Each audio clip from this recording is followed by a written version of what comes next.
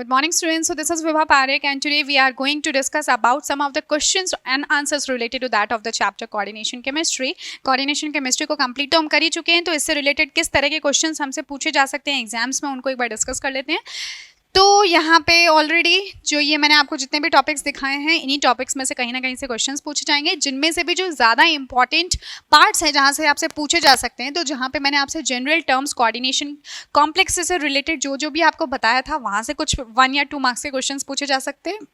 Plus अगर हम बात करें वर्नर्स थ्योरी आपसे पूछी जा सकती है, IUPAC बहुत ज़्यादा इंपॉर्टेंट है. देन कोऑर्डिनेशन आइसोमेरिज्म अगेन बहुत ज़्यादा इंपॉर्टेंट टॉपिक है, यहाँ से क्वेश्चंस आ सकते हैं. बॉन्डिंग इन कॉम्प्लेक्सेस की बात करें तो यहाँ पे हमने 2 थ्योरीज को डिस्कस किया था, वैलेंस बॉन्ड थ्योरी और क्रिस्टल फील्ड थ्योरी. तो यहाँ से भी ज़रूर क्वेश्चंस पूछे जाएंगे. इन्हीं में हमने मैग्नेटिक प्रॉपर्टीज़ और स्टेबिलिटी की बात की थी, तो यहाँ से भी ये भी ठीक है, इंपॉर्टेंट है. खासकर मैग्नेटिक प्रॉपर्टीज़ जो हैं वो थोड़ा इंपॉर्टेंट टॉपिक है.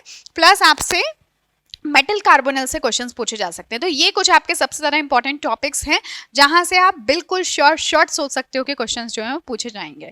ठीक है, तो सबसे पहले हम कुछ ऐसे क्वेश्चंस जो कि एनसीईआरटी में गिवन हैं और इंपॉर्टेंट हैं एग्जाम पॉइंट ऑफ व्यू से, उनको थोड़ा सा डिस्कस कर लेते हैं. So first of all let us talk about the nomenclature part.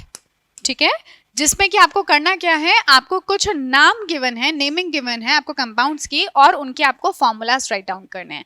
ठीक है, तो मैं आपको यहाँ पे सारे तो बताएंगे तो बहुत ज़्यादा टाइम लग जाएगा. मैं आपको कुछ सिलेक्टेड बता देती हूँ, जैसे कि कोई भी ले लेते हैं रैंडमली, जैसे इसी को ले लेते हैं. सो पोटेशियम टेट्रासाइनाइडो निकलेट. ठीक है, तो देखो इससे देखो यहाँ पे लिखा हुआ है निकलेट, इससे मुझे ये समझ में आ रहा है कि ये मेरा एनायन रहने वाला है, कोऑर्डिनेशन एंटिटी, और साथ में देखो आगे पोटेशियम भी लिखा हुआ है. तो क्या हम इसको किस तरह से लिख सकते हैं, देखो पोटेशियम है तो पोटेशियम को मैं सिंपली पहले के लिख देती हूँ, क्योंकि मुझे नहीं पता कि इसमें कितने नंबर ऑफ पोटेशियम के आयंस प्रेजेंट होंगे. फिर क्या है निकलेट, यानी कि निकल तो सबसे आगे लिखा जाएगा, और कौन है टेट्रासाइनाइडो, इसका मतलब इसको टेट्रासाइनो भी लिख सकते हो आप, कोई दिक्कत नहीं है. टेट्रासाइनाइडो का मतलब है इसके अंदर 4 साइनाइड के लिगैंड्स प्रेजेंट है.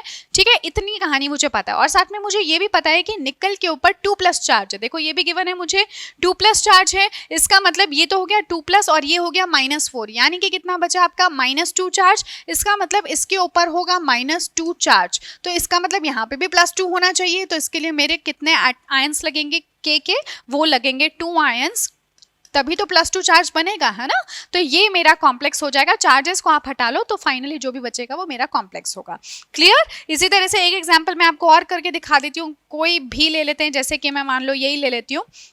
तो यहाँ पे क्या है, डाइक्लोरिडो. देखो यहाँ पे एक तो मेरा क्लोरिडो एक लिगैंड है, साथ में इथेन 1,2-डाइअमीन जो कि 2 टाइम्स यूज हुआ है, इस वजह से हमने बिस लगाया. डाई कभी भी यूज नहीं करोगे क्योंकि इसके खुद के नाम में डाई है ना, इस वजह से बिस यूज करेंगे. और साथ में मेरा मेटल कौन है, प्लैटिनम, और काउंटर आयन है नाइट्रेट. तो देखो सबसे पहले तो हम प्लैटिनम को लिखेंगे, प्लैटिनम लिखा है, प्लैटिनेट नहीं लिखा है, इसका मतलब ये कैटायनिक स्पीशीज है. ठीक है, तो ये हो गया प्लैटिनम. अब अल्फाबेटिकल ऑर्डर में देखो ये है इथेन 1,2-डाइअमीन, यानी ई से स्टार्ट हो रहा है, जबकि ये तो सी से स्टार्ट हो रहा है. तो Cl2 को पहले लिखेंगे क्योंकि डाइक्लोरिडो है, इस वजह से. फिर इथिलीन डाइअमीन भी आपके पास कितना है, बिस लिखा है ना, यानी कि 2 प्रेजेंट है. तो ये तो हो गया हमारा कॉम्प्लेक्स बन गया. और यहाँ पे है NO3, और NO3 के ऊपर चार्ज होता है -1. पर मुझे कैसे पता चलेगा कि NO3 के यहाँ पे कितने आयंस प्रेजेंट हैं, तो हम कैसे फाइंड आउट करेंगे, by using the oxidation state of the platinum, जो कि मुझे कितनी गिवन है, वो गिवन है 4, यानी कि ये है +4 -2, यानी कितना हो गया, +4 -2 यानी कि +2 हो गया. इसके ऊपर तो कोई चार्ज ही नहीं होता, तो इसका मतलब इस कॉम्प्लेक्स के ऊपर +2 चार्ज है, यानी मेरे को इसके कितने आयंस चाहिए होंगे, 2, क्योंकि एक NO3 के ऊपर -1 चार्ज होता है. ठीक है, इस तरह से आप सॉल्व करोगे. 2 मैंने आपको करके दिखा दिया है, 3 आप खुद से करने की कोशिश करना. Then comes the another part of the nomenclature, जिसमें कि आपको कुछ कॉम्प्लेक्सेस के फॉर्मूलाज दिए हुए हैं और आपको उनकी क्या करनी है, नेमिंग करनी है. So indicate the type, okay sorry, इसमें आपको आइसोमेरिज्म शो करना है कि इन मॉलिक्यूल्स के अंदर किस तरह के आइसोमेरिज्म शो होंगे.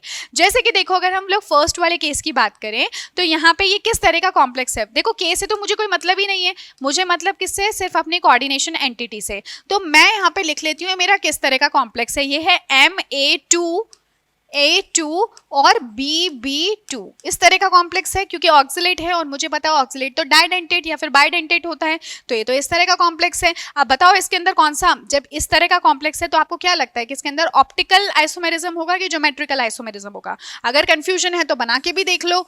देखो ये हो गया A और ये मेरा कॉम्प्लेक्स बन गया BB इस तरह से, ठीक है। और कौन सी मेरे पास में पॉसिबिलिटी है, साथ में ये भी तो बन सकता है। देखो अगर A और A एक दूसरे के ट्रांसपोजिशंस पे हो, अगर मान लो इस तरह से हो तो ये बन गया B और B इस तरह से, ठीक है। और आप जानते हो इसका नाम क्या होता है। सो दिस इज, इस तरह से आप लोगों को आइसोमर्स जो है वो फाइंड आउट करने हैं। सिंपली उनको ड्रॉ करके देख लो, आपको पता चल जाएगा कि वो ज्योमेट्रिकल है कि आपका ऑप्टिकल आइसोमर्स है, ठीक है। इसी तरह से कोई और भी एग्जांपल लेना चाहो तो जैसे ये वाला एग्जांपल ले लो। इस बार ये क्या है, ये एक टेट्राहेड्रल कॉम्प्लेक्स है। तो देखो प्लैटिनम है, प्लैटिनम के ऊपर कौन कौन प्रेजेंट है, अमोनिया है, ठीक है, और एक जगह पे वाटर है और क्लोराइड के 2 हैं, ठीक है। तो आप मुझे बताओ यहाँ पे कौन सा आइसोमेरिज्म होगा। देखो मैंने ज्योमेट्रिकल आइसोमर्स के लिए तो आपको बताया था कि ये जो आपके ज्योमेट्रिकल आइसोमर्स हैं वो तो नहीं होते, क्योंकि ये बेसिकली टेट्राहेड्रल जो है वो एक इस तरह का कॉम्प्लेक्स है जो कि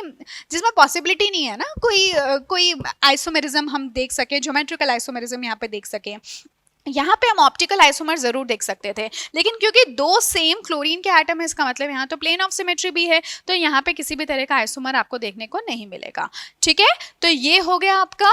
then give evidence of that CONH3 5Cl। एक आपको कॉम्प्लेक्स दे रखा है, 2 कॉम्प्लेक्सेस है, आर आयोनाइजेशन आइसोमेरिज्म। आपको क्या बताना है कि इनका एक एविडेंस देना है। तो देखो एविडेंस हम कैसे दे सकते हैं, यानी कि हमें कुछ एक्सपेरिमेंट करना है यहाँ पे टू फाइंड आउट कि ये दोनों जो हैं ये मेरे डिफरेंट कॉम्प्लेक्सेस हैं, ठीक है, और ये आपस में क्या है, आयोनाइजेशन आइसोमर्स हैं। तो देखो मैं पहले तो दोनों को लिख देती हूँ, CONH3 5Cl और काउंटर आयन कौन है, SO4, और दूसरी तरफ कौन है, CONH3 5SO4 और काउंटर आयन कौन है, Cl, ठीक है। अगर मान लो मैं इसका रिएक्शन किसके साथ कराती हूँ, AgNO3 के साथ में, ठीक है, सिल्वर नाइट्रेट के साथ में। सिल्वर नाइट्रेट के साथ में वर्नस थ्योरी भी दिखाई गई थी। तो AgNO3 के साथ में अगर मैं इसका रिएक्शन कराऊं तो मुझे पता है कि सिल्वर का तो क्लोराइड बन जाता है, लेकिन सिल्वर का सल्फेट जो है वो नहीं बन पाता, प्रेसिपिटेट नहीं होता। तो इस वजह से यहाँ पे कोई भी रिएक्शन मेरे को देखने को नहीं मिलेगी, यानी कुछ नहीं होगा। एक्सेस ऑफ अगर मैं AgNO3 डाल दूंगी, AgNO3 अगर डाल दूंगी तो कुछ भी नहीं होगा।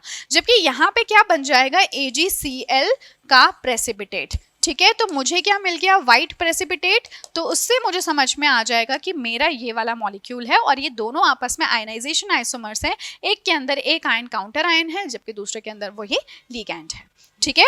तो ये मेरा हो जाएगा। Then explain on the basis of the valence bond theory that NiCN4 2 negative ion with the square planar structure is diamagnetic, ठीक है। इन्होंने कहा कि एक तरफ है आपका NiCN4 2 नेगेटिव, ये कॉम्प्लेक्स है, और दूसरा कॉम्प्लेक्स कौन है, NiCl4, ठीक है, NiCl4 2 नेगेटिव, ये मेरा दूसरा कॉम्प्लेक्स है। तो इन्होंने कहा है कि एक तो आपका क्या है, एक तो इनमें से स्क्वायर प्लेनर है, यानी कि ये तो मेरा कौन है, स्क्वायर प्लेनर है, और ये मेरा टेट्राहेड्रल है। तो इनको मुझे प्रूव करना है टेट्राहेड्रल ज्योमेट्री इज पैरामैग्नेटिक, ठीक है, ये वाला, और साथ में ये पैरामैग्नेटिक है, जबकि ये वाला क्या है, डायमैग्नेटिक। ये सारी इंफॉर्मेशन इन्होंने आपको दे रखी है और आपसे कहा है कि आप ये कैसे प्रूव कर सकते हो, कैसे ये बता सकते हो। तो सबसे पहला काम तो आप क्या करोगे, इसकी ऑक्सीडेशन स्टेट निकालोगे। तो देखो ऑक्सीडेशन स्टेट क्या हो जाएगी, x - 4 = -2, यानी कि x कितना हो गया, +2, यानी कि निकल कौन सी ऑक्सीडेशन स्टेट में है, +2। और इवन इन्होंने आपको कॉन्फ़िगरेशन भी दे रखी है। तो अगर निकल +2 ऑक्सीडेशन स्टेट में है, यानी कि 3d8 उसका कॉन्फ़िगरेशन हो गया, ठीक है।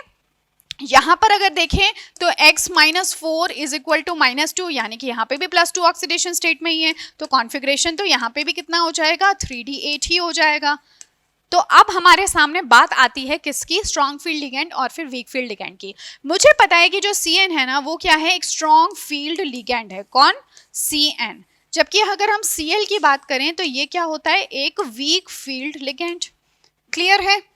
तो क्या करेगा स्ट्रॉन्ग फील्ड लिगेंड, ये तो पेयरिंग करा देगा, जबकि वो पेयरिंग नहीं कर पाएगा।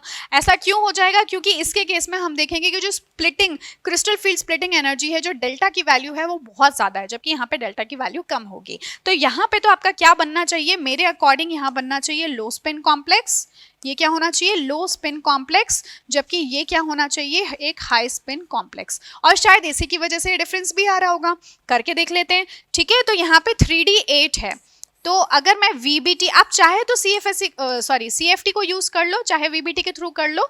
VBT में दिखाना थोड़ा आसान होता है, इस वजह से मैं इसको कर रही हूँ, अदरवाइज कोई दिक्कत नहीं है, आप इनमें से किसी को भी यूज कर सकते हो इस क्वेश्चन को एक्सप्लेन करने के लिए। ठीक है, तो ये मैंने D बना दिया। ठीक है, ये तो हो गए D ऑर्बिटल, ये हो गया 3D ऑर्बिटल। इसके अंदर इलेक्ट्रॉन्स को फिल कर लेते हैं। कितने इलेक्ट्रॉन्स फिल करने हैं, 8 इलेक्ट्रॉन्स। तो देखो 1 2 3 4 5 6 7 8, ये तो 8 होंगे तब जबकि वो ग्राउंड स्टेट में थे। अब क्या हुआ, जब Cn भी आ जाएगा तो Cn क्या कर देगा बेसिकली कि वो इन इलेक्ट्रॉन्स की भी पेयरिंग करा देगा, बिकॉज ये क्या है, ये एक स्ट्रॉन्ग फील्ड लिगेंड है, इस वजह से यहाँ पे भी पेयरिंग हो गई। तो अब देखो, अब मेरे पास जो ऑर्बिटल्स बचे वो कौन कौन से बचे, ये वाले। तो हमने क्या देखा कि ये जो है ना आपका DsP2, क्योंकि 4 ही तो मेरे को लिगेंड्स चाहिए, तो ये मेरे 4 बन जाएंगे, और इसका मतलब ये कौन सी हाइब्रिडाइजेशन हो गई DsP2। जबकि अगर यहाँ पे हम इलेक्ट्रॉन्स की फिलिंग करें 8 इलेक्ट्रॉन्स की, तो 1 2 3 4 5 6 7 8, और Cl कैसा होता है वीक फील्ड लिगेंड, यानी कि ये पेयरिंग नहीं करवा पाएगा। तो जो भी मेरे बाकी के 4 इलेक्ट्रॉन्स आएंगे उनको झक मार के इधर ही आना पड़ेगा। तो इसका मतलब ये कौन सा ज्योमेट्री हो गई, टेट्राहेड्रल ज्योमेट्री, और हाइब्रिडाइजेशन क्या हो गई sp3। अगर हम मैग्नेटिक बिहेवियर की बात करें तो ये तो क्या हो गया डायमैग्नेटिक, क्योंकि कोई भी अनपेयर्ड इलेक्ट्रॉन नहीं है। n कितना है यहाँ पे 0, जबकि यहाँ पे n कितना आ रहा है 2, यानी कि ये क्या हो जाएगा पैरामैग्नेटिक, ये तो हो गया पैरामैग्नेटिक, और ये क्या हो गया डायमैग्नेटिक। क्लियर है? Then next question, NiCl4 2 negative is paramagnetic while NiCO4 is a diamagnetic, though both are tetrahedral। ये कह रहे हैं कि इस बार मेरा कॉम्प्लेक्स कौन है NiCl4 2 नेगेटिव, ये तो सेम वही कॉम्प्लेक्स है जिसको अभी हमने डिस्कस किया था, और दूसरा कौन है NiCO4। ठीक है, ये दो मेरे को कॉम्प्लेक्सेस दे रखे हैं। तो इन्होंने कहा कि ये तो क्या है, ये तो है पैरामैग्नेटिक और ये है डायमैग्नेटिक। देखो अगेन, हालांकि करके दिखाने की अब जरूरत नहीं है, ये तो ऑलरेडी हम लोग कर ही चुके हैं, तो ये तो पैरामैग्नेटिक निकल कर ही आ रहा है, कोई प्रॉब्लम नहीं है। यहाँ पे अगर हम बात करें तो निकल की ऑक्सीडेशन स्टेट क्या है 0, क्यों, क्योंकि निकाल के देख लो CO क्या होता है, CO की ऑक्सीडेशन स्टेट 0 है, मतलब चार्ज 0 है और ये 4 है, एंड जो कॉम्प्लेक्स है वो भी मेरा न्यूट्रल है, तो X will be equal to 0। तो अब इसकी जो कॉन्फ़िगरेशन है वो क्या हो जाएगी 3D8 4s2, तो ये हो गई 3D8 4s2, ये इसकी कॉन्फ़िगरेशन हो गई। अब जरा इसको फिल करके देखो एक बार।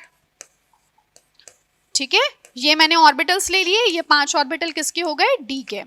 ठीक है, ये हो गया 3D8, ये हो गया 4s2, और कौन है यहाँ पे कार्बोनिल प्रेजेंट है, इसका मतलब ये तो एक स्ट्रॉन्ग फील्ड लिगेंड होता है। ठीक है ना, मुझे बताना क्या है दैट बोथ आर टेट्राहेड्रल है, जबकि ये कौन है डायमैग्नेटिक है। तो जब आप इसको फिल करोगे तो बेसिकली होगा क्या 1 2 3 4 5 6 7 8 और 2 इलेक्ट्रॉन्स इसके अंदर। ठीक है, अब पता है क्या होता है यहाँ पे, क्योंकि कार्बोनिल जो है वो एक बहुत ही स्ट्रॉन्ग फील्ड लिगेंड है। कार्बोनिल कैसा है, एक स्ट्रॉन्ग फील्ड लिगेंड है, तो वो करता क्या है कि इन दोनों इलेक्ट्रॉन्स की तो पेयरिंग करा देता है, और साथ में ये जो S के इलेक्ट्रॉन्स है ना इनको भी धक्का मार के अंदर भेज देता है। ठीक है, उसकी वजह से जो मेरा जो ज्योमेट्री निकल के आती है वो तो sp3 निकल के आती है, यानी कि टेट्राहेड्रल। कुछ इस तरह का सीन आपको देखने को मिलेगा in the presence of the ligand. ठीक है, मैं यहाँ पे कॉम्प्लेक्स नहीं लिख रही हूँ क्योंकि मैं मान के चल रही हूँ कि आपको ये सब चीज़ें पता हैं। ग्राउंड स्टेट ये किसकी, कोबाल्ट की, सॉरी निकल की, किसकी, निकल की, है ना, और ऑक्सीडेशन स्टेट तो 0 है। और यहाँ पे हम किसकी बात कर रहे हैं NiCO4, यानी कि अब जब लिगैंड भी अप्रोच कर चुका है, ये उसकी बात हो रही है। ठीक है, तो ये क्या करता है कि इलेक्ट्रॉन्स की पेयरिंग भी करा देता है और जो S के ऑर्बिटल्स हैं उनको भी अंदर बिठा देता है। तो अब मेरे पास में ये सभी ऑर्बिटल्स बचे, इसका मतलब कि sp3 अब हाइब्रिडाइजेशन हो जाएगी, टेट्राहेड्रल सिमेट्री हो जाएगी, और कोई पूछे कि डायमैग्नेटिक है कि पैरामैग्नेटिक, तो वो भी ये डायमैग्नेटिक है, because N is equal to 0, कोई अनपेयर्ड इलेक्ट्रॉन ही नहीं है, तो तो कोई मैग्नेटिक बिहेवियर ही नहीं होगा। और अगर हम NiCl4 2 नेगेटिव की बात करें तो ऑलरेडी हम इसको निकाल चुके हैं, ये टेट्राहेड्रल सिमेट्री का होता है लेकिन पैरामैग्नेटिक है बिकॉज ऑफ 2 अनपेयर्ड इलेक्ट्रॉन्स। ठीक है, तो बस इसी तरह से आपको कंपेयर करना है। नेक्स्ट क्वेश्चन FeH2O6, ठीक है, ये आपको एक हेक्साडेंटेट आपको एक कोऑर्डिनेशन नंबर 6 का आपको एक कॉम्प्लेक्स दे रखा है आयरन का, स्ट्रांगली पैरामैग्नेटिक जबकि वो वीकली पैरामैग्नेटिक है, ऐसा इन्होंने कहा है। बिल्कुल इसी तरह से आपको सॉल्व करना है ना। तो ये है H2O6, बस आपको ये पता होना चाहिए कि आपका लिगैंड एक स्ट्रांग फील्ड लिगैंड है कि एक वीक फील्ड लिगैंड है। FeCN6 3 negative. ठीक है, तो ये कह रहे हैं कि पैरामैग्नेटिक तो दोनों के दोनों है, लेकिन जो आयरन H2O6 वाला है ये आपका बेसिकली कैसा हो जाएगा, एक स्ट्रॉन्ग फील्ड लिगेंड, और ये आयरन जो है ये। ठीक है, तो आप सबसे पहले तो आप क्या करोगे, आपको ये पता होना चाहिए कि आयरन की इलेक्ट्रॉनिक कॉन्फ़िगरेशन क्या होती है। ठीक है, तो हम कैसे निकालते हैं, जैसे आपके scandium, titanium, vanadium, chromium, Mn, Fe ऐसे ही तो होता है। तो इसके अंदर आप टोटल वैलेंशियल इलेक्ट्रॉन्स देखोगे 3 होते हैं, 4, 5, 6, 7, 8। 8 का मतलब हो गया इसकी इलेक्ट्रॉनिक कॉन्फ़िगरेशन क्या हो जाएगी, 3d6 4s2, ये इसकी इलेक्ट्रॉनिक कॉन्फ़िगरेशन हो जाएगी। अब आप यहाँ पे इसकी ऑक्सीडेशन स्टेट को निकाल लो, तो ऑक्सीडेशन स्टेट है इसकी 3+, तो Fe3+ कितना हो गया, Fe3+ का मतलब हो गया 3d5। ठीक है, यहाँ पे अगर मैं इसकी कॉन्फ़िगरेशन को ऑक्सीडेशन स्टेट को निकालूं तो वो भी 3+ ही आएगी, इसका मतलब ये भी है तो क्या 3d5 ही है। ठीक है, लेकिन Cn जो होता है वो एक स्ट्रॉन्ग फील्ड लिगेंड है, तो इसका मतलब ये क्या करवाएगा, लो स्पिन कॉम्प्लेक्स बनवाएगा। और यहाँ पे आप जो देख रहे हो H2O, ये क्या है, एक वीक फील्ड लिगेंड है, तो ये क्या बनाएगा, हाई स्पिन कॉम्प्लेक्स बनाएगा। ठीक है, अब इसको एक बार थोड़ा सा बना के देख लेते हैं कि सच में बन भी रहा है कि नहीं। तो ये है sp3 और ये है हमारे d के 5 ऑर्बिटल्स। ठीक है, 3d5 सॉरी, ये 5 है ना, तो 1 2 3 4 5, ये तो 5 मैंने इलेक्ट्रॉन्स को भर दिया d के ऑर्बिटल्स में। अब क्योंकि एक वीक फील्ड लिगेंड है तो ये क्या करेगा, और साथ में यहाँ पे d के भी ऑर्बिटल्स प्रेजेंट रहेंगे, तो ये जो वाटर है ये अपने इलेक्ट्रॉन्स यहाँ पे दे देगा, कितने 6 ऑर्बिटल्स के अंदर, है ना, क्योंकि कोऑर्डिनेशन नंबर कितना है 6, यानी कि कौन सी हाइब्रिडाइजेशन हो गई, sp3d2। ठीक है, sp3d2 हाइब्रिडाइजेशन हो गई। बिहेवियर कैसा है, पैरामैग्नेटिक, क्योंकि इसके अंदर 5 अनपेयर्ड इलेक्ट्रॉन्स हैं जिसकी वजह से स्ट्रांगली पैरामैग्नेटिक है। ठीक है, वहीं पे अगर हम बात करें इसकी, तो यहाँ पे क्या होगा कि ये जो 5 इलेक्ट्रॉन्स है ना, वो कोशिश करेगा कि इनकी भी वो क्या करा दे, पेयरिंग करा दे। तो ये मैंने यहाँ पे ऑर्बिटल्स रखे। अब 5 ऑर्बिटल्स जब Cn, अब आप ऐसे इमेजिन कर लो, मैं ग्राउंड स्टेट नहीं बना रही हूँ उसकी, क्योंकि ग्राउंड स्टेट तो कुछ ऐसी ही होने वाली है, लेकिन जब Cn आएंगे तो वो क्या करेगा कि इन इलेक्ट्रॉन्स की भी पेयरिंग करवा देगा जहां तक पॉसिबल हो सके। तो देखो, पेयरिंग कराने के बाद में कुछ इस तरह की सिचुएशन हमारे सामने आ जाएगी। अब यहाँ पे अगर आप देखो तो नंबर ऑफ अनपेयर्ड इलेक्ट्रॉन तो सिर्फ 1 ही है, इसका मतलब तो ये वीकली पैरामैग्नेटिक हो गया क्योंकि ज़्यादा अनपेयर्ड इलेक्ट्रॉन्स है नहीं। और इसकी हाइब्रिडाइजेशन कितनी हो जाएगी, तो वो हो जाएगी D2sp3। ठीक है, ये क्या हो जाएगी हाइब्रिडाइजेशन, D2sp3। तो मतलब ये भी ऑक्टाहेड्रल ही है और ये भी ऑक्टाहेड्रल ही है, पर ये एक आउटर स्फीयर कॉम्प्लेक्स है जबकि वो एक इनर स्फीयर ऑर्बिटल कॉम्प्लेक्स है। क्लियर, और ये वीकली पैरामैग्नेटिक है जबकि ये स्ट्रांगली पैरामैग्नेटिक है because of the number of unpaired electrons. Clear, then predict the number of unpaired electrons in the square planar. ये एक आपको कॉम्प्लेक्स दे रखा है, आपको क्या प्रिडिक्ट करना है कि इस कॉम्प्लेक्स के अंदर नंबर ऑफ अनपेयर्ड इलेक्ट्रॉन्स कितने होंगे। ठीक है, इन्होंने इवन ये तक भी बता रखा है कि ये स्क्वायर प्लेनर है। अगर ये स्क्वायर प्लेनर है तो मेरे को ये भी समझ में आ गया कि इसकी हाइब्रिडाइजेशन तो DsP2 होगी, तो मुझे इसके अंदर अनपेयर्ड नंबर ऑफ इलेक्ट्रॉन्स को फाइंड आउट करना है। तो जैसे अभी तक हम लोग करते आ रहे हैं बिल्कुल एग्जैक्टली आपको वैसे ही करना है। अगर आपको इसमें कंफ्यूजन हो कि प्लैटिनम जो है वो कौन सी कॉन्फ़िगरेशन को फॉलो करता है, तो मैं आपको बता दूं कि ये निकल के नीचे ही प्रेजेंट होता है, निकल पैलेडियम इस तरह से। ठीक है, तो यहाँ पे आपका n क्या होता है, basically n is equal to 3, यहाँ पे 4 हो जाएगा, यहाँ पे 5 हो जाएगा। क्लियर? तो बस इसी तरह से आपको सॉल्व करके देखना है और फाइनली आपके पास में कुछ नंबर ऑफ अनपेयर्ड इलेक्ट्रॉन्स आएंगे, वो कितने हैं वो आप देखकर बता दोगे। Then calculate the overall complex dissociation equilibrium constant. ठीक है, ये आपको dissociation equilibrium constant find out करना है। याद करो ये डिसोसिएशन इक्विलिब्रियम कांस्टेंट क्या होता था, ये होता था आपका जो हम बीटा निकालते थे ना, सॉरी जो k निकालते थे हम लोग, कौन सा, डिसोसिएशन कांस्टेंट, डिसोसिएशन कांस्टेंट, या फिर इसी को ही हम क्या कह देते हैं, इसी को ही हम इंस्टेबिलिटी कांस्टेंट भी कहते हैं, इंस्टेबिलिटी कांस्टेंट। ठीक है, आप चाहे तो इसको किसी और नाम से भी जान सकते हो, लेकिन मैंने इसको जब पढ़ाया था तब आपको के लिख कर बताया था, इसलिए मैं यहाँ पे के लिख रही हूँ। सो ये आपको एक कॉम्प्लेक्स दे रखा है जिसके लिए इन्होंने बीटा 4, बीटा कौन होता है आपका, बीटा होता है stability constant, stability constant of a complex. ठीक है, तो स्टेबिलिटी कांस्टेंट की जो वैल्यू है वो उन्होंने आपको कितनी दे रखी है, 2.1 इंटू 10⁻13, और आपसे पूछ रहे हैं बताओ k क्या होगा, तो मुझे पता है k is actually reciprocal of this stability constant, यानी कि k किसके इक्वल हो जाएगा, 1/2.1 इंटू 10⁻13। अब ये तो कर ही लोगे, तो सिंपली इससे आपका क्या निकल के आ गया। दिखने में क्वेश्चन कितना मुश्किल लग रहा था, जबकि इसमें कुछ भी नहीं था, आपको बस थोड़ा सा आइडिया होना चाहिए था, right. Explain the bonding in coordination compounds in terms of Werner's theory. जो वर्नर्स ने अपने पॉस्टुलेट्स दिए थे उसके बेसिस पे कोई भी एक एग्जांपल लेकर आप क्या कर सकते हो, आपको वर्नर्स थ्योरी को एक्सप्लेन करना है। तो ज़्यादा बेस्ट तो यही होगा कि जो कॉम्प्लेक्स खुद वर्नर ने लिया था आप उसी को एग्जाम्पल लेकर चलो और वहाँ पे डिस्कस करो कि किस तरह से नंबर ऑफ क्लोराइड आयंस जैसे जैसे बाहर जा रहे थे, आयनाइजेशन हो रहा था, तो हम देख रहे थे कि अलग अलग मॉलिक्यूल्स के अंदर, अलग अलग कॉम्प्लेक्सेस के अंदर आपको अलग अलग number of moles of silver के प्रेसिपिटेट मिल रहे थे। ठीक है, तो एग्जैक्टली आप वही वाला एग्जाम्पल ले सकते हो। तो जैसे कि आपको याद होगा हमने कौन सा लिया था, COCl3, जिसमें 3 क्लोराइड लिए थे और अमोनिया जो है एक बार 6 था।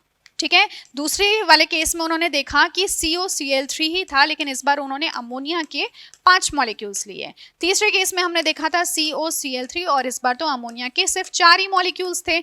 तो हम क्या देख रहे थे कि इन तीनों ही केसेस में जब हम लोग AgNO3 को ऐड कर रहे थे तो हमें कुछ अलग अलग नंबर ऑफ सिल्वर के प्रेसिपिटेट मिल रहे थे। जैसे कि फर्स्ट केस की अगर हमें बात करें तो हमें 3 मोल्स ऑफ AgCl का प्रेसिपिटेट मिल रहा था, यहाँ पे 2 मोल्स ऑफ AgCl और यहाँ पे सिंगल मोल ऑफ AgCl का प्रेसिपिटेट मिल रहा था। तो हमने इसका रीजन ये दिया था अकॉर्डिंग टू वर्नर्स थ्योरी कि जरूर ये जो कॉम्प्लेक्स हैं वो कुछ इस तरह से होंगे कि कोऑर्डिनेशन एंटिटी में यहाँ पे NH3 और बाहर क्लोराइड के 3 आयंस होंगे, तभी तो ये इस तरह से आपको 3 प्रेसिपिटेट दे पा रहा होगा।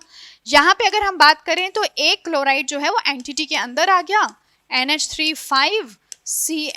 और ये बन गया Cl2। ठीक है, अल्फाबेटिकल ऑर्डर में लिखो तो Cl आपका आगे आ जाएगा, नहीं Cl पीछे ही रहेगा क्योंकि वो अमीन है ना, तो सही है वो।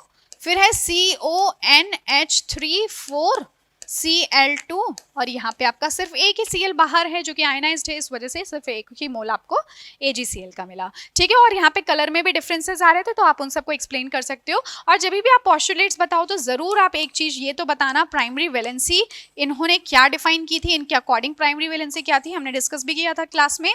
सेकेंडरी वैलेंसी इनके अकॉर्डिंग क्या थी, और थर्ड चीज़ जो इन्होंने बताई थी कि जो आपकी सेकेंडरी वैलेंसी होती है वही डिसाइड करती है क्या, the spatial arrangement around the central metal atom या फिर आयन। ठीक है, तो वो कौन डिसाइड करता है, सेकेंडरी वैलेंसी, तो ये आप अरेंजमेंट। ठीक है, तो ये कौन डिसाइड करता है, सेकेंडरी वैलेंसी। ये भी इन्होंने 3 बातें बोली थी। Then explain with 2 examples each of the following. ठीक है, यहाँ पे आपको कुछ टर्म्स दे रखी हैं, अगेन जो मैंने आपको एकदम बिल्कुल ही फर्स्ट क्लास में हमने डिस्कस किया था। तो यहाँ पे आपको कुछ एग्जाम्पल्स को यूज करते हुए क्या बताना है कि कोऑर्डिनेशन एंटिटी क्या है, लिगैंड क्या है, कोऑर्डिनेशन नंबर। कोई भी एक एग्जाम्पल मैं आपके सामने ले लेती हूँ जो कि मैंने वैसे भी कई बार लिया है, या फिर जो भी हमने यहाँ पे डिस्कस किया इनमें से भी आपको एग्जाम्पल ले लो। जैसे कि चलो यही वाला एग्जाम्पल ले लेती हूँ मैं, जैसे कोबाल्ट है NH3 Cl2। ठीक है, मान लो कि मैंने ये वाला क्या ले लिया आपका कॉम्प्लेक्स और ऐसे में एक क्लोराइड बाहर है। क्लियर, तो अब देखो इसके अंदर कोऑर्डिनेशन एंटिटी आप किसको कहोगे, कोऑर्डिनेशन एंटिटी कौन होगी, ये वाला जो है ना आपका पूरी की पूरी एंटिटी, ये हमारी क्या हो गई, कोऑर्डिनेशन एंटिटी। ठीक है, दूसरी अगर हम बात करें इसके अंदर लिगैंड्स कौन है, तो देखो ये मेरे लिगैंड्स कौन कौन हो जाएंगे, खुद देखो ना आप, जो भी सेंट्रल मेटल के अराउंड होते हैं, यानी कि 4 तो अमोनिया के मॉलिक्यूल्स हो गए और 2 क्लोराइड के आयंस हो गए। ठीक है, कोऑर्डिनेशन नंबर कितना हो जाएगा 4+2, कोऑर्डिनेशन नंबर कितना हो जाएगा 4+2, यानी कि टोटल 6 हो गए, तो मतलब एक ऑक्टाहेड्रल कॉम्प्लेक्स होगा। कोऑर्डिनेशन पॉलीहेड्रा क्या होगा, अब कोऑर्डिनेशन पॉलीहेड्रा वही तो बात है कि जब कोऑर्डिनेशन नंबर 6 है तो कोऑर्डिनेशन पॉलीहेड्रा ऑक्टाहेड्रल होगा।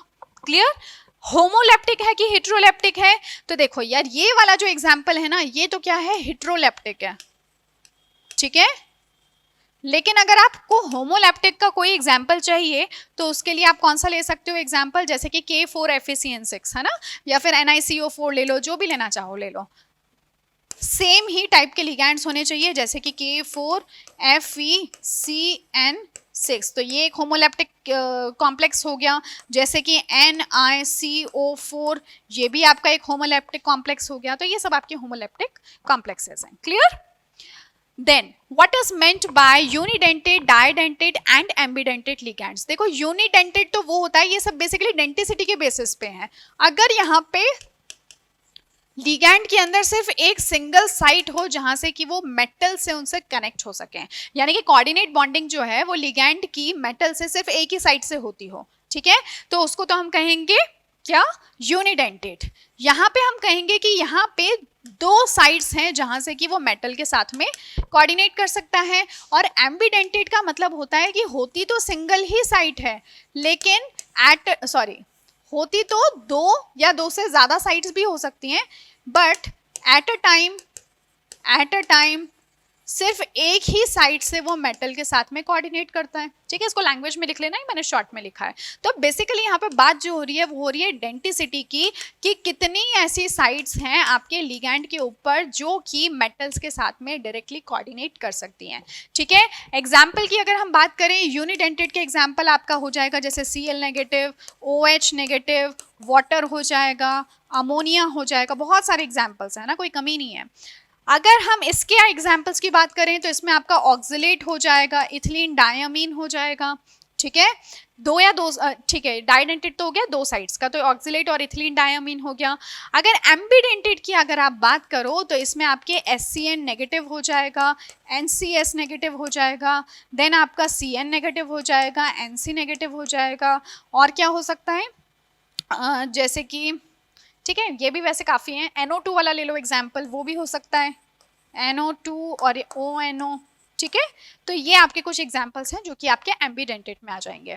देन है specify the oxidation number of the metals in the following coordination entities. इसमें आपको क्या बताना है, इनका ऑक्सीडेशन नंबर बताना है, किसके लिए, मेटल्स के लिए। तो इजीली निकाल लोगे, ऑक्सीडेशन स्टेट्स निकालनी है आपको। कैसे निकालोगे, आपको बस ये पता होना चाहिए कि लिगैंड्स के ऊपर क्या चार्ज होता है। ठीक है, जैसे मैं आपको ये फर्स्ट वाला करके दिखा देती हूँ। सो कोबाल्ट है, तो यहाँ पे मुझे इसका ऑक्सीडेशन नंबर निकालना है। So this is what, water क्या होता है 0, प्लस CN का क्या चार्ज होता है -1, और इथिलीन डायमीन का क्या होता है 0। कितने प्रेजेंट हैं, 2 नहीं है एक्चुअली 4 हैं, है ना, क्योंकि हमें पता है इथिलीन डायमीन जो है वो एक क्या है, बाइडेंटेड कॉम्प्लेक्स है। क्लियर, और टोटल कॉम्प्लेक्स के ऊपर चार्ज कितना है +2। तो देखो x कितना हो गया -1 इक्वल टू +2, तो ये क्या हो गया x इक्वल टू +3। तो कोबाल्ट कौन सी स्टेट में प्रेजेंट है, कोबाल्ट इज +3 ऑक्सीडेशन स्टेट में। ठीक है, इस तरह से निकाल लोगे। एक और करके दिखा देती हूँ, जैसे ये है क्रोमियम, तो क्रोमियम का चार्ज निकालना है आपको। तो x, अमोनिया के ऊपर चार्ज कितना होता है 0, कितने हैं 3, +3 और -1 चार्ज हो गया। क्लोराइड का कॉम्प्लेक्स के ऊपर कोई चार्ज नहीं है, तो ये कितना हो गया -3 इक्वल टू x के ऊपर हो गया +3, यानी कि क्रोमियम भी आपका +3 ऑक्सीडेशन स्टेट में प्रेजेंट है। क्लियर, इस तरह से कर लोगे। Then how many geometrical isomers are possible in the following coordination entities. 2 आपको कोऑर्डिनेशन एंटिटीज दी हुई है, आपको फाइंड आउट करना है कि उनके अंदर कितने आइसोमर्स प्रेजेंट है। अगर हम इसकी बात करें तो ये कॉम्प्लेक्स तो मुझे कुछ वैसा सा ही नजर आ रहा है, ऑक्सिलेट है तो A मान लूँ इसको, और ये 3, ठीक है, और कुछ है चार्ज 3 नेगेटिव, हालांकि उससे मुझे कोई मतलब नहीं है चार्ज से। तो देखो इस तरह का कॉम्प्लेक्स यार एक बार बना के देख लेते हैं। वैसे इसमें तो मुझे कोई आइसोमर ही बनता हुआ नहीं दिख रहा है ना, क्योंकि ये तो क्या है, प्लेन ऑफ सिमेट्री आ जाएगी ना इसके अंदर, और इसमें कोई ज्योमेट्रिकल आइसोमर भी नहीं बन सकता। तो यहाँ पे तो मुझे लगता नहीं है कि कोई भी आइसोमर जो है वो बनने वाला है। वैसे इन्होंने ज्योमेट्रिकल आइसोमर की ही बात की है, तो यहाँ पे तो मेरे को कोई भी, क्योंकि सारे के सारे लिगेंड सेम ही तो है ना, तो नो ज्योमेट्रिकल आइसोमर, कोई ज्योमेट्रिकल आइसोमर, कोई सिस नहीं है, कोई ट्रांस नहीं है इसके अंदर। ठीक है, अगर हम इसकी बात करें तो ये कॉम्प्लेक्स कैसा है, देखो MA3B3 इस तरह का कॉम्प्लेक्स है, तो इसके अंदर तो पॉसिबिलिटी नजर आ रही है। कैसे हो सकता है, देखो जो फेशियल और वो बताए थे ना आपको, वही तो, इसी का ही तो एग्जाम्पल है वो, AAABBB है ना। तो ये तो हो गया मेरा एक ज्योमेट्रिकल आइसोमर, और दूसरा ज्योमेट्रिकल आइसोमर क्या हो सकता है, ये हो जाएगा A और कहीं पे भी A लगा दो, और ये B मतलब कि ऑपोजिट में होने चाहिए। ठीक है ना, अब ये जरूर मेरे दो आइसोमर्स बन रहे हैं, इसको तो हम बोलते हैं फेशियल और इसको हम कहते हैं मेरिडोनियल। ठीक है, तो यहां मुझे समझ में आ रहे हैं कि दो ज्योमेट्रिकल आइसोमर्स इसके अंदर प्रेजेंट है, पर वहां तो कोई ज्योमेट्रिकल आइसोमर ही नहीं है। Clear? Then we have discuss the nature of bonding in metal carbonyls. देखो मेटल कार्बोनिल्स बहुत इंपॉर्टेंट, मेटल कार्बोनिल्स के अंदर किस तरह की बॉन्डिंग होती है। ठीक है, तो यहां से तो बॉन्ड बनता है और इधर से कुछ इलेक्ट्रॉन्स इनको भी मिलते हैं। ठीक है, ये किस तरह की बॉन्डिंग होती है, इसकी बॉन्डिंग को हम कहते हैं सिनर्जिक बॉन्डिंग हमें यहाँ पे देखने को मिलती है, जिसमें आप क्या देखते हो कि दो तरह के बॉन्ड्स बनते हैं, एक तो है आपका सिग्मा बॉन्ड और दूसरा है आपका पाई बॉन्ड। सिग्मा बॉन्ड तो कहां से कहां होगा, लिगेंड टू मेटल। क्लियर? जबकि पाई बॉन्ड जो होगा वो कहां से कहां होगा, metal to ligand. Clear? Ligand अपने इलेक्ट्रॉन्स कहां से देगा, इसके पास में जो भी इलेक्ट्रॉन्स थे लिगेंड के, to the empty d orbitals of M. ठीक है, एम के एम्प्टी ऑर्बिटल्स या फिर पार्शियली जो फिल्ड ऑर्बिटल्स हैं उनको ही अपने इलेक्ट्रॉन्स दे देगा। अब मेटल के पास में जो इलेक्ट्रॉन्स थे वो कहां पे देगा, to the anti bonding orbitals of ligand. ठीक है, क्लियर है? तो ये होती है हमारी सिनर्जिक बॉन्डिंग, और बहुत बेहतर होगा अगर आप इसका फिगर भी यहाँ पे बना के दिखा दो, जो कि हमने देखा था ना मेटल और कार्बोनिल के बीच में, जिसमें एक तरफ तो हमें सिग्मा बॉन्ड बनता हुआ दिख रहा था कि इनके बीच में तो सिग्मा बॉन्ड बन रहा है, और फिर हम देखते थे कि इसके पास में जो ऑर्बिटल्स हैं, डी ऑर्बिटल्स, जिनमें कि इलेक्ट्रॉन्स प्रेजेंट हैं, वो क्या करेगा कि इनके पाई स्टार ऑर्बिटल्स के अंदर इलेक्ट्रॉन्स को दे देगा। ये कौन है, ये आपका है कार्बोनिल, तो ये है CO, और मेटल जो भी कोई आपका होगा तो यहाँ पे इलेक्ट्रॉन्स जो हैं इस तरह से दे दिए जाएंगे, तो ये तो हो गया पाई और ये हो गया सिग्मा। ठीक है, तो ये भी अगर आप बना सको तो बहुत ही अच्छी बात है, इस तरह का फिगर बना दो। So draw figure for showing the splitting of D orbitals in an octahedral complexes. Octahedral complexes के अंदर आपको CFT को यूज करते हुए स्प्लिटिंग को शो करना है। देखो मैंने आपको बताया था कि इनिशियली जो मेटल होता है, जब वो फ्री आयन के फॉर्म में प्रेजेंट होता है, तो उसके जितने भी ऑर्बिटल्स होते हैं वो सारे के सारे क्या होते हैं, वो डीजनरेट होते हैं। लेकिन जैसे ही लिगैंड अप्रोच करता है, लिगैंड क्या करता है, अप्रोच, तो वहां पे इन ऑर्बिटल्स की स्प्लिटिंग हो जाती है। Splitting in terms of energy, है ना, एनर्जी के टर्म्स में भी इनकी स्प्लिटिंग हो जाती है। तो वही स्प्लिटिंग आपको शो करना है यहाँ पे ऑक्टाहेड्रल कॉम्प्लेक्स के लिए। तो जब मेटल के ऑर्बिटल्स कैसे थे, डीजनरेट थे, तो सबके सब सेम एनर्जी पे ही थे। अब जैसे ही लिगैंड ने अप्रोच किया, तो मैंने आपको बताया था कि ऑक्टाहेड्रल कॉम्प्लेक्सेस के अंदर क्या होता है कि जो लिगैंड है वो कहाँ से अप्रोच करते हैं। बेसिकली जो यहाँ पे अपन पहले उसको बना लेते हैं कि इस तरह से मेरे को कुछ डायग्राम देखने को मिलता है, सॉरी। ठीक है, इस तरह से हमें कुछ यहाँ पे स्प्लिटिंग देखने को मिलती है, जिसमें नीचे वाले जो ऑर्बिटल्स होते हैं ना, इनको तो हम कहते हैं T2G, और इन ऑर्बिटल्स को हम कहते हैं EG। और आपको ये भी पता है कि EG और T2G ऑर्बिटल्स कौन होते हैं। EG होता है आपका dx² y² और dz², और T2G कौन होते हैं, dxy dyz dzx। ये तो कहाँ प्रेजेंट होते हैं, इन बिटवीन एक्सिस, जबकि ये कहाँ प्रेजेंट होते हैं, अलोंग एक्सिस। तो हम क्या देखते हैं कि ऑक्टाहेड्रल कॉम्प्लेक्सेस के अंदर जो लिगैंड्स होते हैं ना, बेसिकली वो आपके अलोंग द एक्सिस अप्रोच करते हैं। इस वजह से वो सभी ऑर्बिटल्स जो कि अलोंग द एक्सिस प्रेजेंट होते हैं, उनकी एनर्जी इस बेरी सेंटर से क्या हो जाती है, कुछ एक्सीड हो जाती है। जबकि ये वाले ऑर्बिटल्स जो कि अलोंग द एक्सिस नहीं प्रेजेंट थे, इन बिटवीन एक्सिस प्रेजेंट थे, उनकी एनर्जी पहले से भी कुछ डाउन हो जाएगी और ज़्यादा स्टेबल हो जाएंगे। तो ये हमें कुछ इस तरह से स्प्लिटिंग देखने को मिलती है। इन दोनों के बीच का जो एनर्जी डिफरेंस होता है, क्योंकि ऑक्टाहेड्रल कॉम्प्लेक्स है इसलिए हम उसको डेल्टा नॉट कहते हैं, या फिर डेल्टा ओ बोल दो, ठीक है। अब ये कितनी एनर्जी एक्सीड होगी हर एक इलेक्ट्रॉन के यहाँ पे जाने से, वो बेसिकली कितनी होगी, अगर मैं इस डिफरेंस को कितना मान लेती हूँ, 10 डेकरल मान लेती हूँ, तो ऐसे में ये एनर्जी कितने से इंक्रीज हो जाएगी। सो दिस विल बी ये 2/5 है ना, 2/5 ऐसे करके देख लिया करो, तो प्लस ऑफ 2/5 डेल्टा नॉट, ठीक है। मैं यहाँ लिख देती हूँ प्लस ऑफ 2/5 डेल्टा नॉट, ठीक है। ये तब है जब मैं 1 डेकरल मान के चल रही हूँ, ठीक है। अगर 10 मानोगे तो फिर वो उस हिसाब से आपका 0. ये कितना हो जाएगा, 2/5 है तो ये हो जाएगा 0.4, तो उसका मतलब वो हो जाएगा 4 डेकरल अगर आप 10 डेकरल मानते हो तो। और ये कितना हो जाएगा आपका, सॉरी ये 3/5 होगा ना कि 2/5, ये हो जाएगा आपका माइनस ऑफ 2/5 डेल्टा नॉट, ठीक है। माइनस ऑफ 2/5 का मतलब हो गया ये है आपका -4 डेकरल या फिर -0.4 डेकरल, और ये हो जाएगा 0.6 डेकरल, और अगर टोटल आप 10 मानते हो तो 6 डेकरल। क्लियर। तो ये सब चीजें तो हम देख ही चुके थे, और इसको हम क्या कहते हैं, इसको हम कहते हैं बेरी सेंटर, जो कि जीरो एनर्जी स्टेट मानते हैं। इसके रेस्पेक्ट में तो हम बता रहे हैं कितनी एनर्जी इंक्रीज हुई और कितनी डिक्रीज हुई। क्लियर। तो ये थी सारी की सारी कहानी किसकी, ऑक्टाहेड्रल कॉम्प्लेक्सेस में स्प्लिटिंग की। अब हम बात कर लेते हैं कुछ प्रीवियस ईयर क्वेश्चंस की, जो कि यहाँ से पूछे गए हैं। ऑल्दो हम लोग जितने भी पैटर्न्स हैं, जितने भी अभी तक मैंने आपके साथ क्वेश्चंस डिस्कस किए, बिल्कुल इसी पैटर्न पे ही आज तक क्वेश्चंस भी पूछे गए हैं, इससे ज़्यादा डिफरेंट कुछ है नहीं। जैसे कि right the IUPAC name for the following coordination compounds, ठीक है। कुछ कोऑर्डिनेशन कंपाउंड्स आपको दे रखे होंगे और आपको उनका IUPAC नॉमेनक्लेचर करना है। तो जैसे मैं आपको कुछ एक आध एग्जाम्पल बता देती हूँ, जैसे यही कर लेते हैं। देखो ये कौन है, कोबाल्ट है, ये CO होगा, स्मॉल में होगा। तो देखो पहले तो आप ये पहचानो कि इसके अंदर जो कोऑर्डिनेशन एंटिटी है वो कैटायनिक है कि एनायनिक। तो ये कैसी है, कैटायनिक है, और साथ में यहाँ पे एक आपका काउंटर आयन प्रेजेंट है। तो इसका मतलब सबसे पहले नेमिंग तो हम इसी की करेंगे। क्या नेमिंग होगी, हेक्सा। हेक्सा ये कौन है, अमीन, तो हेक्सा अमीन, ठीक है।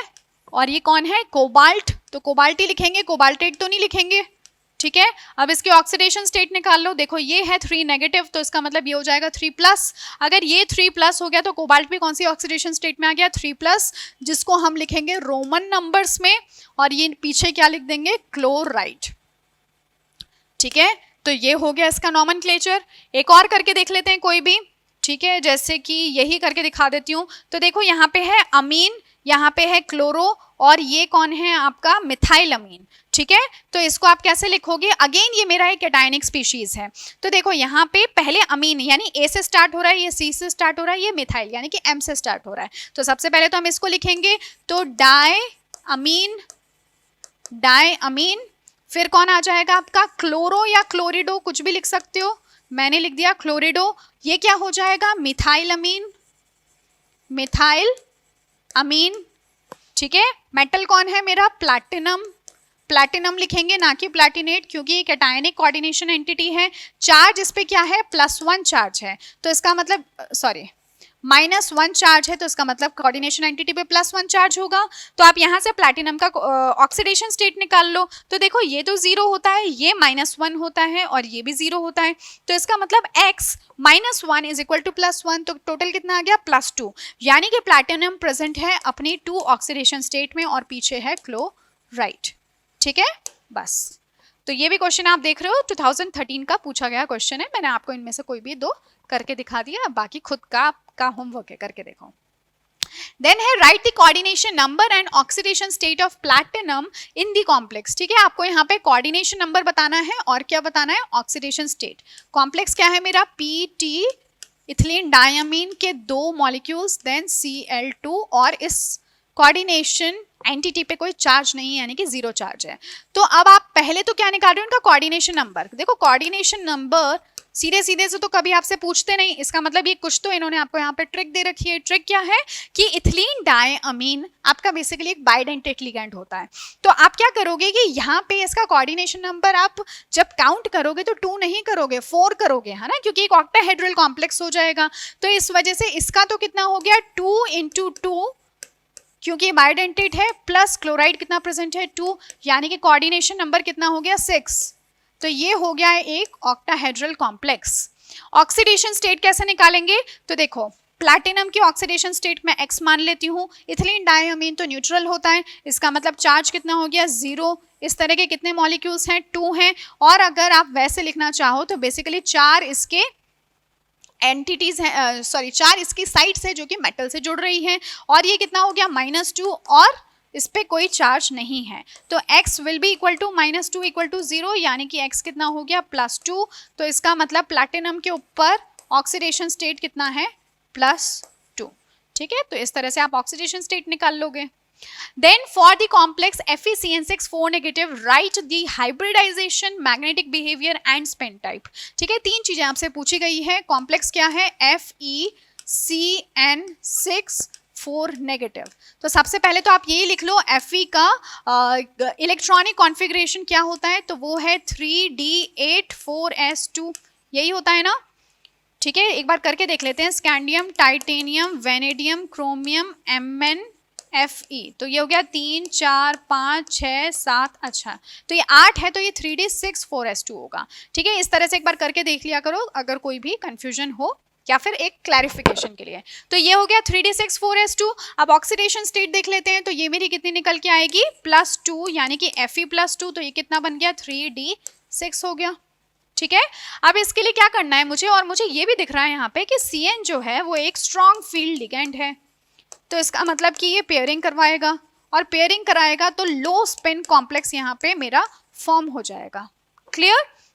अब इसको एक बार कॉम्प्लेक्स बना के इसकी हाइब्रिडाइजेशन, मैग्नेटिक बिहेवियर और स्पिन टाइप को देखना है। तो देखो सबसे पहले आप ग्राउंड स्टेट लिखो किसकी, Fe2+ की। Fe2+ की ग्राउंड स्टेट कैसे बनाएंगे, ये है d ऑर्बिटल्स s और P3। ठीक है, आप लोग प्रॉपर्ली लेबल करोगे, मैं आपको फटाफट करके दिखा रही हूँ। तो ये क्या हो जाएगा 3D6 बनाना है, ये हो गया 4s और ये हो गया 4p। तो देखो 1 2 3 4 5 और 6, ये तो हो गई ग्राउंड स्टेट। अब जब लिगेंड अप्रोच करेगा, जो कि एक स्ट्रॉन्ग फील्ड लिगेंड है, तो वो तो मैक्सिमम पेयरिंग करने की कोशिश करेगा, है ना। तो फिर यहाँ पे अगर मेरे को कॉम्प्लेक्स बनाना हो तो कॉम्प्लेक्स क्या है FeCN6 और ये है 4 नेगेटिव। तो ऐसे में अब कुछ पेयरिंग होती हुई हमें नजर आएगी 4sp। तो ये तो हो गया 4p, ये हो गया 4s, ये हो गया 3d। अब क्या होगा कि मैक्सिमम पेयरिंग हो जाएगी, यानी ये दोनों पेयर हो जाएंगे, ये दोनों पेयर हो जाएंगे, इस तरह से कुछ। ठीक है, इसका मतलब कि अब मेरे पास ऑर्बिटल्स, अब देखो ऑक्टाहेड्रल कॉम्प्लेक्स है, यानी कि कितने मेरे को ऑर्बिटल्स चाहिए, खाली ऑर्बिटल 6 चाहिए। तो 2 तो ये हो गए 1 2 3 4 5 6, यानी कि D2sp3, ये तो हो गई मेरी इलेक्ट्रॉनिक हाइब्रिडाइजेशन। तो ये तो क्या निकल के आ गई D2sp3, हमारा आंसर हो गया। देन मैग्नेटिक बिहेवियर की बात करें तो ये तो देखो 0, n = 0 है ना, तो इसका मतलब ये क्या हो गया डायामैग्नेटिक। और मैंने ऐसा क्यों बोल दिया, क्योंकि n = 0, तो ये डायामैग्नेटिक हो गया। क्लियर।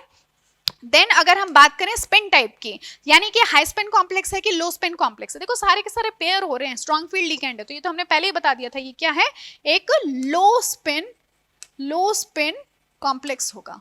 ये तो इवन हमने सॉल्व करने से पहले ही बता दिया था, है ना। तो ये क्या होगा लो spin complex. Then what type of isomerism is shown by this molecule? Write the hybridization, magnetic behavior and spin type. Exactly आपको उसी तरह से सॉल्व करना है, लेकिन एक आइसोमेरिज्म का भी क्वेश्चन है, वो मैं आपको करके दिखा देती हूँ कैसे करोगे। CONH3 5ONO और Cl2 काउंटर आयन। ठीक है, अब देखो यार इसको तो हम बहुत बार सॉल्व कर चुके हैं, ONO है ना, ये 2 चांसेस हैं यहाँ पे इसकी, ये एक एम्बीडेंटेट लिगेंड है, एम्बीडेंटेट लिगेंड है। इसका मतलब कि इसमें मेटल का अटैचमेंट ऑक्सीजन के साथ भी हो सकता है, जो कि आपको यहाँ पे दिखाई दे रहा है, और साथ ही साथ मेटल का अटैचमेंट नाइट्रो के एन के साथ भी हो सकता है, ठीक है ना। तो इस तरह के जो आपके आइसोमर्स होते हैं ना, उनको हमने एक स्पेशल नाम दिया था लिंकेज आइसोमर्स, है ना। लिंक कहाँ से हो रहे हैं, तो ये कौन से आइसोमर्स हो गए आपके, लिंकेज आइसोमर्स। और जो बाकी के 3 क्वेश्चन है उनको बिल्कुल आप वैसे ही सॉल्व करोगे जैसे कि हमने अभी तक किया था। कैसे, हाइब्रिडाइजेशन निकालनी है, मैग्नेटिक बिहेवियर और स्पिन टाइप। अगेन इसमें आप क्या देखोगे कि कोबाल्ट के साथ में अमोनिया प्रेजेंट है, इसका मतलब कैसा होगा, एक लो स्पिन कॉम्प्लेक्स। मैक्सिमम से मैक्सिमम पेयरिंग करने की आप कोशिश करोगे, ठीक है। तो ये तो आई थिंक आप कर ही लोगे। देन है on the basis of CFT right the electronic configuration for D4 ion. देखो D4 आयन के लिए आपको क्या करना है, CFT के अकॉर्डिंग इलेक्ट्रॉनिक कॉन्फ़िगरेशन को लिखना है, ठीक है। अगर आपको क्या दे रखा है, that delta not is less than P, ठीक है। इसका मतलब यहाँ पे पेयरिंग एनर्जी तो ज्यादा है और डेल्टा नॉट आपका कम है। डेल्टा नॉट कम कब होता है, डेल्टा नॉट तब कम होता है जबकि जो स्प्लिटिंग है वो बहुत ज्यादा ना हो, स्प्लिटिंग जो है वो लेस हो। और जब स्प्लिटिंग लेस होगी तो मेरे अकॉर्डिंग तो मतलब इजीली एक इलेक्ट्रॉन जो है वो हायर स्टेट में जा सकता है। तो इसका मतलब यहाँ पे किस तरह का कॉम्प्लेक्स बनना चाहिए, हाई स्पिन कॉम्प्लेक्स बनना चाहिए, है ना, हाई स्पिन कॉम्प्लेक्स बनना चाहिए। अब एक बार बना के देख लेते हैं, फिर जब इतना पता चल गया तो उसके बाद क्या मुश्किल है। और डेल्टा नॉट भी गिवन है, इसका मतलब डीजेनरेट ऑर्बिटल्स कितने थे, 5 थे। और डेल्टा नॉट से मेरा मतलब हो गया कि स्प्लिटिंग कैसी होगी, कुछ इस तरह से, यानी कि ऊपर Eg और नीचे T2G, और ये हो गई जीरो एनर्जी स्टेट। क्लियर। तो इलेक्ट्रॉन्स को किस तरह से फिलअप करोगे, इसी को मैं इस तरह से दिखा देती हूँ, है ना, कोई फर्क तो है नहीं, सेम ही चीज है।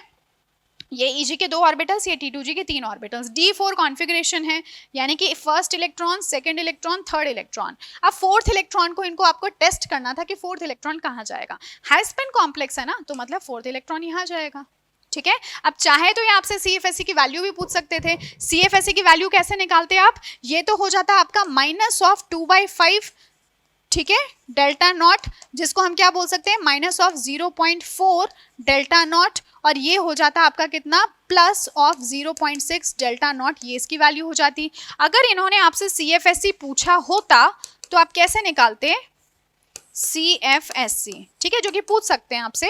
तो देखो 3 आपके इलेक्ट्रॉन्स तो नीचे वाली स्टेट में हैं, तो 3 इंटू -0.4, तो 3 इंटू -0.4, ठीक है, प्लस एक इलेक्ट्रॉन आपका ऊपर है यानी कि 0.6, ये तो हो गया delta not plus pairing energy. अब देखो 6 3 कितना होता है 24, तो -2.4 प्लस 0.6, और ये हो गया डेल्टा नॉट प्लस P।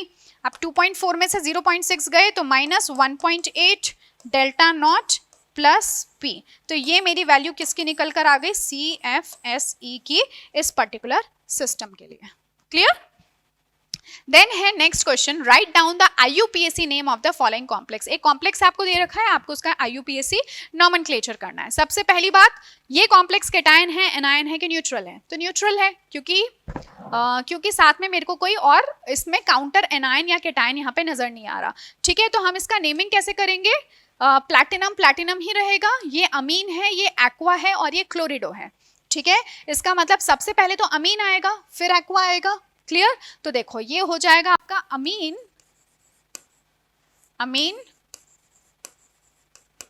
एक ही है ना, और एक्वा, ठीक है, और ये क्या हो जाएगा, डाई क्लोरिडो या फिर डाइक्लोरो भी बोल सकते हो। और ये क्या हो गया, प्लैटिनम, और प्लैटिनम की ऑक्सीडेशन स्टेट क्या हो जाएगी, तो वो मैं निकाल लेती हूँ X + 0 + 0 - 2 = 0। तो X कितना हो गया, +2, यानी कि प्लैटिनम की ऑक्सीडेशन है +2, तो ये हो गया इसका नॉमेनक्लेचर, ठीक है। ये तो हो गया आपका फर्स्ट पार्ट का आंसर।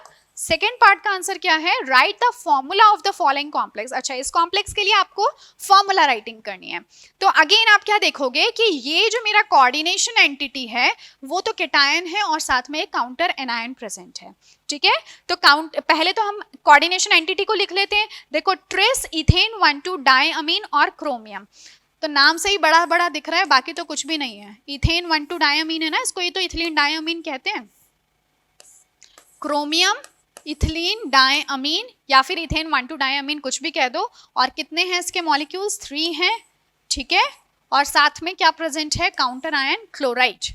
अब देखो क्रोमियम के ऊपर +3 ऑक्सीडेशन स्टेट है, इथिलीन डायअमीन की तो 0 स्टेट होती है, इसका मतलब कि कॉम्प्लेक्स के ऊपर कितना चार्ज हो जाएगा, +3, है ना, क्योंकि ये तो है +3, ये हो गया 0 इक्वल टू, मुझे ये पता नहीं है, तो x मेरा कितना निकल कर आ गया, वो हो गया +3, तो ये तो हो गया +3। अब यहाँ पे इसका चार्ज होना चाहिए -3, तो क्लोराइड के कितने आयंस लगेंगे, 3 लगेंगे, तो मेरा फॉर्मूला क्या बन जाएगा, En, 3 इसके मॉलिक्यूल्स और Cl3, ये हो जाएगा हमारा फॉर्मूला इस पर्टिकुलर कॉम्प्लेक्स के लिए।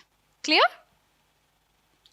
So this is all for the questions related to that of coordination chemistry। तो कुछ हम लोगों ने काफ़ी सारे coordination chemistry के जो related questions है जो कि पूछे जा सकते हैं एग्जाम्स में, बस इसी पैटर्न के क्वेश्चंस जो हैं वो रिपीटेडली हर साल दर साल यही क्वेश्चंस पूछे जाते हैं। स्पेशली जैसे कि मैंने आपको बताया था एकदम शुरुआत में, नॉमेनक्लेचर पार्ट बहुत इंपॉर्टेंट है, आइसोमेरिज्म इंपॉर्टेंट है, बॉन्डिंग इन कॉम्प्लेक्सेस बहुत इंपॉर्टेंट है, जिसमें कि VBT भी प्लस CFT तो काफ़ी ज़्यादा इंपॉर्टेंट है।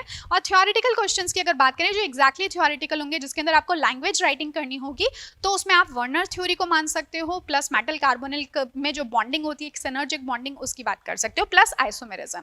ठीक है, तो ये आपके कुछ इस तरह के टॉपिक्स हैं जहाँ से शॉर्ट क्वेश्चंस पूछे जाते हैं हर साल, और आगे आने वाले सालों में भी इन्हीं पार्ट से क्वेश्चंस पूछे जाएंगे। ओके, तो आपको एक अच्छा सा आइडिया तो लग ही गया होगा कोऑर्डिनेशन केमिस्ट्री से, one of the most important topics in the inorganic chemistry. So I hope कि आप समझ चुके होंगे, and this is all for today's lecture. Thank you so much, take care of yourself.